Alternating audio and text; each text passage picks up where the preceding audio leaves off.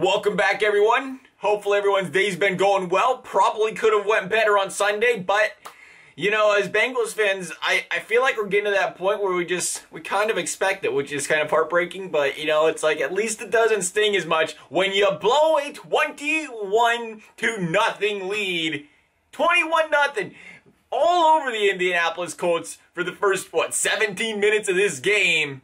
And you know what? You gotta, I mean, at the end of the day, 21-0, good, bad, or indifferent. We've talked about this. This is a Bengals team it's a long game play here for these Cincinnati Bengals. You know, would you expect playoffs this year at this point? Probably not, but you're looking at how that young quarterback plays, how that offense plays, how those young linebackers play for the future of this team, because in the future, I still think we got a legitimate chance of making a lot of noise here. But nonetheless, this game here, Bengals started up 21-0, and it looked promising. You know, you seen Mixon going out there, reeling out 5-6 yard carries to start the game. The offensive line was getting a push against an Indianapolis Colts defense that I guess just, quite frankly, wasn't expecting this out of the Bengals. I think they were sleeping on this Bengals team because this was the best defense in the league going into this week. They still exited the week as the #1 pass defense in the league, and the Bengals were all over them. When you consider they put up as many points as they did in this game against a team like the Colts defense, you gotta think, you know what, that's a promising sign there. Nonetheless, though, it was a Bengals game that was, you know, very Bengals-esque. You don't really think about it as much when you're up 21-0, but there was a lot of occasions that just said, yep, that's a problem, that's a problem. You had the Boyd fumble, Thomas dropped that pass. Momentum killers. Momentum killers when you're going down the field that lose yardage or don't get the yardage, that ended up in punts that felt like, hey, you know what, not a big deal, we're up 21-0, you're up 14-0, still rolling this team up 10, whatever. But all that stuff managed to trickle on and continue, and it left the door open for the Indianapolis Colts, and the Indianapolis Colts went out there and knocked it down. Not to mention, the Colts were, 7 of 11 on third down? No sacks on the game for this Bengals defense. The Bengals defense, which, again, it felt like, did it feel like it, or was it weird play calling? That they was just like, let's not give up the big play, let's just, you know, conservative play. And I mean conservative play because the Bengals waited until the fourth quarter to start getting aggressive on third and longs. It was rushing 3, it was rushing 4. I can't tell you how many times throughout this game against Phillip Rivers. This is an offensive line, one of the best in the league. Bengals are rushing 3, rushing 4. You let a veteran quarterback like Phillip Rivers stand back there and throw the football for as long as he had to throw the football, he's going to pick up them first downs, and he did that. Wasn't helping out the defense there without getting a pass rush. And you can't even blame the pass rush when you're only rushing 3 against an offensive line like that. So that was, you know, that might have been the one thing that was actually the most bothersome of this game when you watched it back here, was the way that they handled those situations to let the Colts get back into this game. But overall, I thought there was a lot of good things you could take from this game. I mean, first of all, A.J. Green. Welcome back, A.J. Green. He's seen the targets. Not only did he see the targets, because we've seen this in recent weeks, but he had the catches. Some nice catches this week, too. Made that sideline one big play, or big catch there on fourth down as well, late in the game there. A.J. Green looked good. A.J. Green looked good. T. Higgins looked good.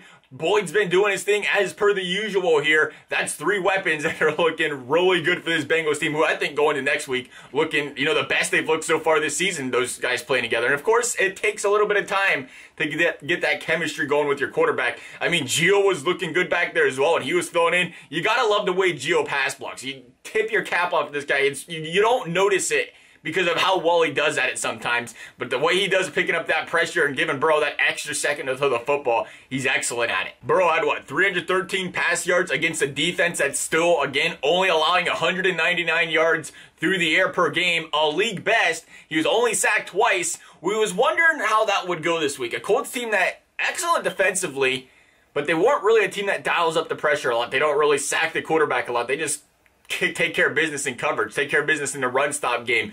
Burrow sacked twice. Good, bad, or indifferent. Fact of the matter is this offensive line struggled all season, and I think they played pretty well this game. I think they gave him a lot of time. And on that Burrow note, I think a couple things we noticed this week. One, he did find the outlet pass a couple times, you know, sooner this week to avoid those hits. I think there's the one time he was under duress. Was it Gio or was it Mixon? He was under duress, pocket collapsing. I think he was Gio, right? He threw it off to Gio. Got him in field goal range there. That was a smart play by him. And other weeks, I feel like he was scrambling outside or trying to get or elude that pressure. He was getting hit and getting tackled, trying to extend the play. play. Like seeing that. Now there was, you know, there was a 3rd and 1 earlier in the game, though. He went for the pass down the field instead of just getting that quick dump off to Joe Mixon for the first down there. Didn't get it there. So he's still got to look in that direction. He still wants to make those big plays. But how can you be upset about that? Your quarterback just wanting to make those plays down the field.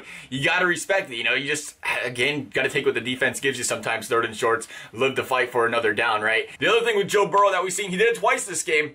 He did not properly, or we're going to say he didn't read the safety coming over the top. 2 times he threw that pass, that intermediate, you know, crossing route. The one should have been picked, and it was dropped, and then the other one was picked that ended the game. So that is, if there's the weakness in Joe's game right now, we've noticed that now he's not reading that guy coming over a couple of times. Maybe they're disguising something there for him, but again, we always imagine, you don't see, the good thing with Burrow, we're not seeing him make the same mistake multiple times from one game to the next. He seems to be learning in that direction there. And again, that's something I expect him to look at this week and say, all right, what did I miss on, what's this safety doing? And I'm missing him coming over the top, not seeing that guy come over and pretty much just pick me off and have a great time with it, right? So what's he going to do there? I feel like, again, something he'll work on. I just thought overall, teams looking as, you know, bad as it was to lose a 21-point lead, it looks like they're getting better. It looks like they're getting better. That's the best or most you can ask for out of this football team. You know, they're down to about 1 or 2 losses the rest of the season if they want any hope at a playoff spot.